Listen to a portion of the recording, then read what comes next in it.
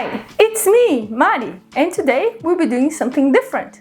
We're going to prepare a character for the Runescape RPG and review my experience afterwards. I'm quite excited to go through that because despite having played a lot of RPGs before, it will be my first time being a dungeon master. So if you're starting like me, that would be the perfect opportunity for you to try it out with a new RPG. And if you like this new kind of content, or if you're interested in our good old board game reviews and how to play tutorials, consider subscribing to get early access to our releases. So let's get started! The RuneScape Kingdom's core rulebook comes with 8 chapters to create your new RPG experience.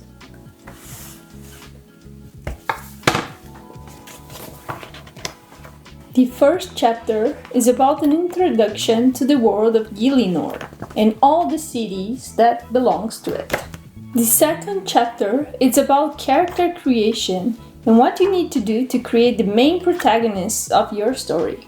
The third chapter is about the core rules and how to play the game on a game session. The fourth chapter is a companion of the magic spells, the prayers, and the summoning powers within the game. The fifth chapter is about all crafting and equipment, their stats, costs, and upgrades. The sixth explains the structure of a session, how to build campaigns, dungeons, NPCs, and all the work of a game master. The seventh is a bestiary with the friends and foes of the world. All the beasts, all the people of Gielinor. It's so cool. And the last chapter is additional content like the character sheet, the index, and the world map. So first, this is a copy of the character sheet. I made one so I don't ruin the book. So let's start with that. I will skip the character name and the player name so my friends can pick on their first session. And there are a few important things about the character creation that defines the core of the character.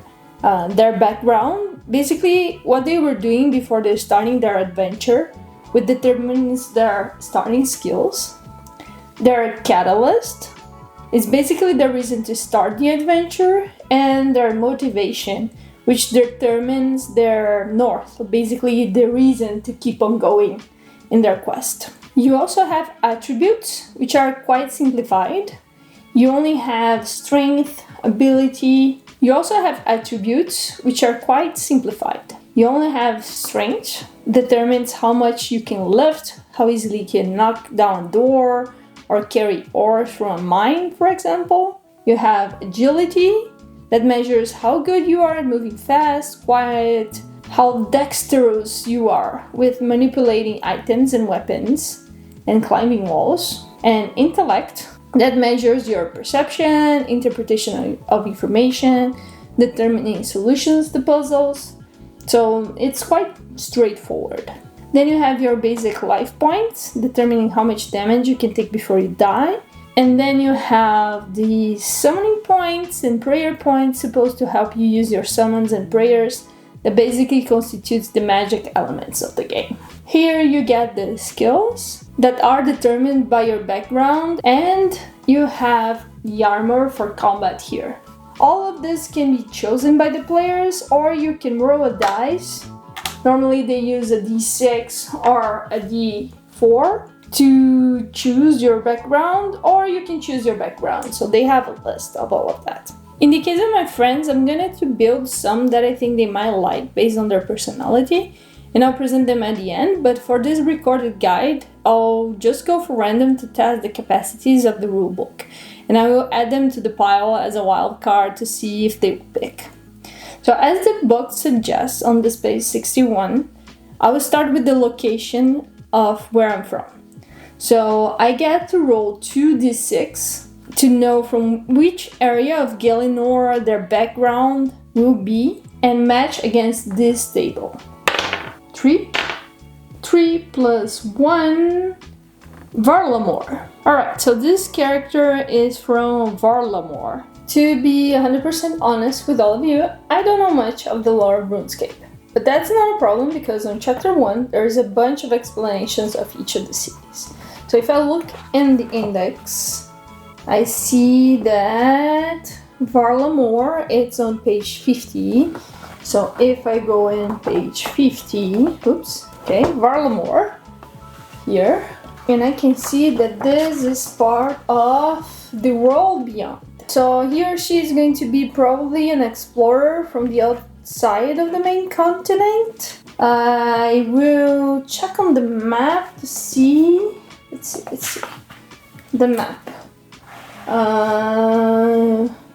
Varlamore. Okay, Varlamore is here, am I right? So we have the main continent here, and the kingdom of Varlamore is to the west. So let's check it out a bit. The description. It mentions that they are worshippers of the sun god Ralos. It's a diverse kingdom with different species and races, including dwarves. It is known as the Shining Kingdom, and they have a queen, Ziani Arkan. The royal family of Great Korund had a poisoning episode in which they don't know the perpetrators. So this character might know something about it. So I'll leave it as is and continue to the catalyst. So that is on page 62. Okay, so let me write down that I'm from Varlamore. And then for the catalyst, I roll 2d6 again. So, you know what? I won't. I just saw that catalyst number 2 is great for this character. You were accused of a crime you may or may not have committed and needed to make yourself scarce. So I can tie in with their hometown and that they would explain why they left the world beyond for the continent. Yes, I'll make the story start on the other continent. This is fun. I will put in that their catalyst is accused of a crime that you did not, may or may not have committed. That's a big lie. Alright, so motivation. Motivation is the next page. So for motivation, I'll roll it, and if I don't like it, I'll change. So let's roll 2d6. So 4 and 3. There is a power to be had in this world. It's waiting to be taken. And you just stopped adventuring. Someone else would claim it instead. You're not having that. Okay, I'll leave it as is. So search for a higher power. So maybe they kill someone because of this higher power. I don't know. Maybe it's not their fault. Next, I'm going to set up the attributes. So each attribute can be between 1 to 8, and they can be set by allocating 8 points between strength, agility, and intellect. I can either allocate those points or do a random roll. And to do a random roll, it's 2d4s and 1d6. Allocating each dice results to an attribute. So I am gonna roll 3, and 4. So 3, 3, 4. 4 for strength, 3 and 3. That seems balanced. And you can re-roll apparently if you don't get a good roll. To be fair, I thought this was a bit weird to do before the background, so I might change those later if it doesn't make sense. If I have a background of someone that's strong. I will skip the skills and come back to those later after I pick the backgrounds, and you'll know why in a bit. So for the backgrounds, you can build your own with the rules that they describe on page 66, or you can roll 2d6. First dice you roll is the first digit of this table, and the second one is the second digit. Let's try to see what I get.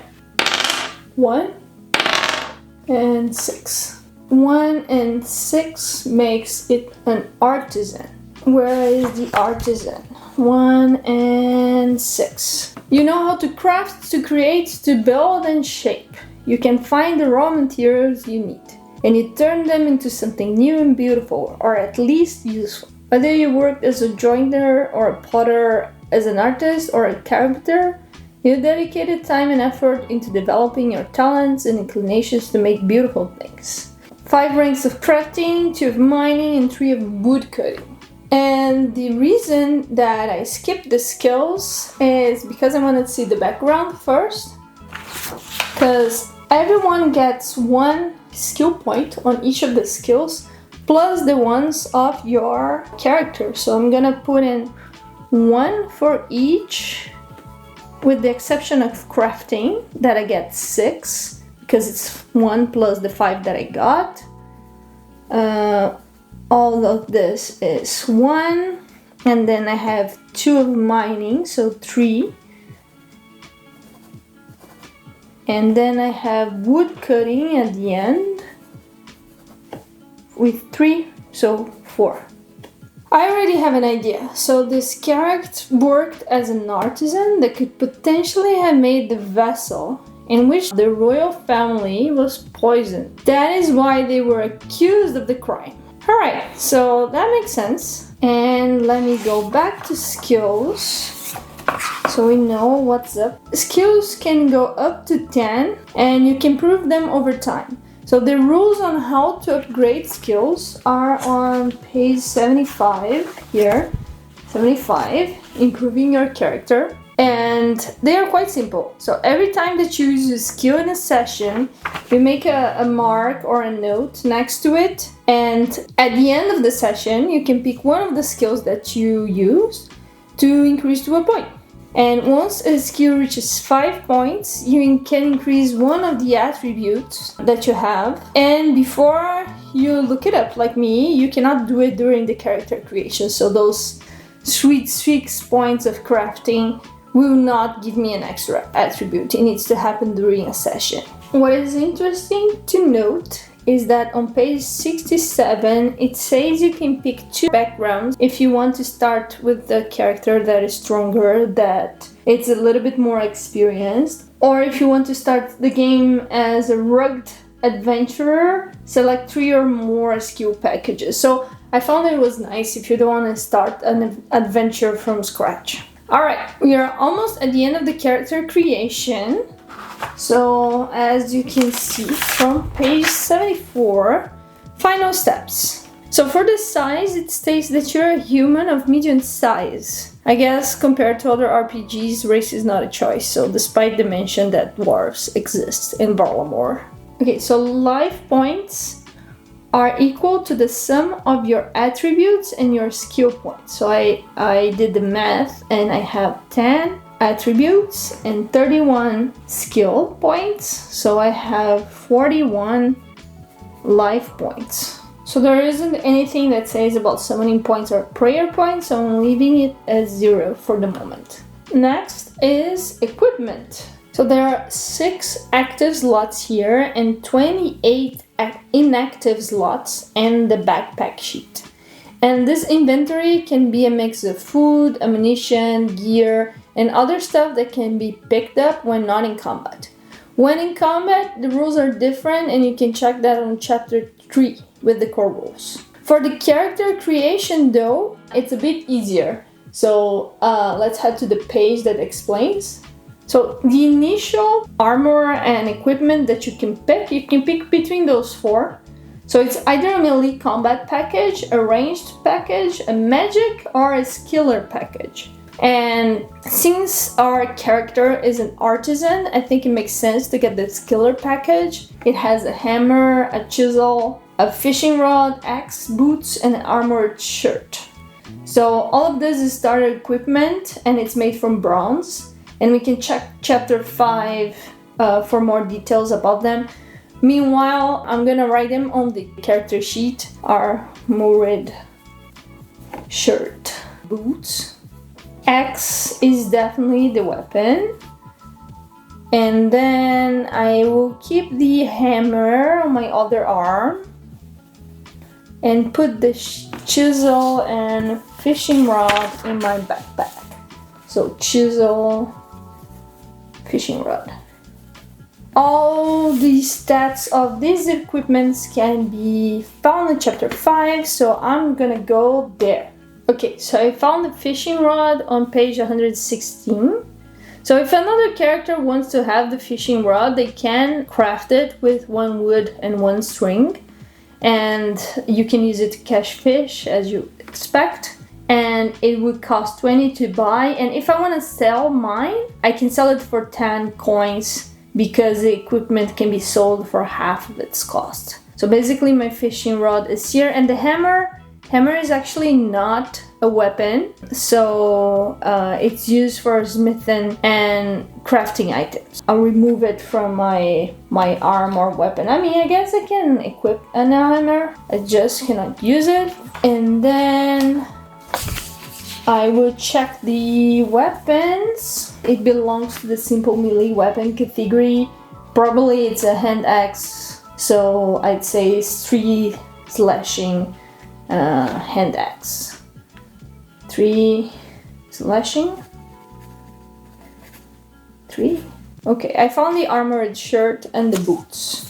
And they are bronze, like they said, so I'm gonna write down as the armored shirt as 1 point, the boots as 1 point.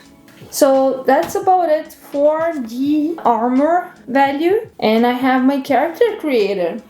So side note, if there is ever a second edition of this RPG, it would be nice to have a mention to the summoning points and prayer points on the character creation. I couldn't find anywhere, even though it's part of the character sheet, and I can show you something. Hold on. So if I look at page 94, I see the rules for prayers and summoning, and I can know that I can restore my prayer points and summoning points if I rest, which is quite simple. That the prayer and summoning, it's basically a roll that you need to go against a target number, but there is no explanation of how to get summoning points or prayer points. Maybe this is a knowledge that could be basic for RuneScape players, but it seems an oversight on the rulebook. If I missed where those rules are and you know, please let me know in the comments. That's it, that's the character creation. The artwork, it's super nice.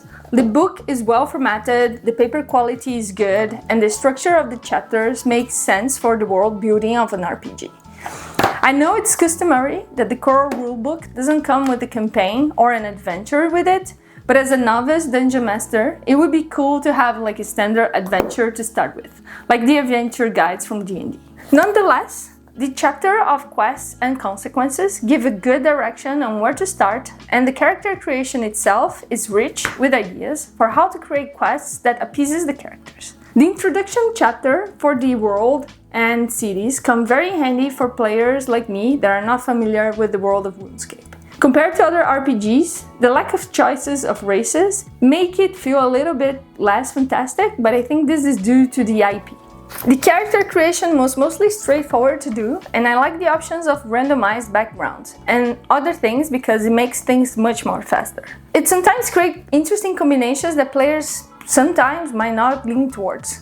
Compared to D&D, for example, I found the attribute stats simplification into strength, agility, and intellect much more practical. That being said, there still seems to be a lot of overlooked rules and things that players will need to adapt to fill in the gaps to make it more of a pleasurable experience. The same way that we did a lot of changes in the initial Dark Souls board game to adapt to our liking, I expect that this RPG will appease more the dire fans of RuneScape that will push through these issues to make it work for them. A big benefit of the RPG is that some of the bosses of the RuneScape board game are listed in the rules book, and you can use the miniatures in your session, so that is quite nice. And I can totally see players using the Local Legends Tavern kit to create NPCs for the quests in the world. As for me, I'm giving it a try with my friends and see what they think, but from what I've seen so far, I think I prefer the RuneScape board game. It's a bit more straightforward and the rules are quite simpler. And that's it for today's review. I hope you enjoyed my thoughts and see you next time!